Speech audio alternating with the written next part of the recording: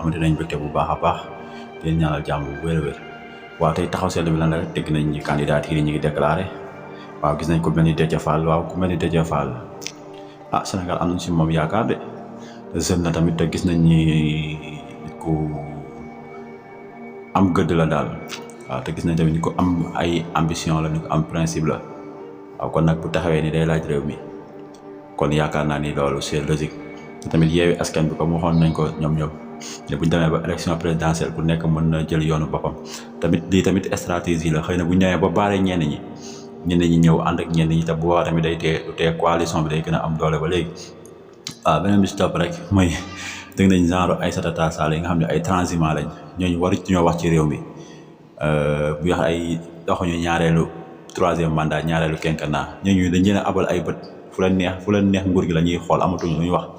parce que ay daw laaxu lañ waaw Idrissa Seck tamit Idrissa Seck ñëpp xam nañ ni siège Macky Sall bi moom lay xool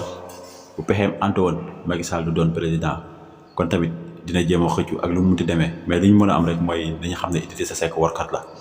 soit Macky Sall na jàpp loolu wala ñu nekk ak Macky Sall wala waa Sénégal yëpp jàpp loolu waaw di wax nag waa suñu mbokk yi nekk Tunisie nañ leen taxaw bàyyi leen xel bu baax mu nekkoon seen tax asalaamaaleykum wa rahmatullah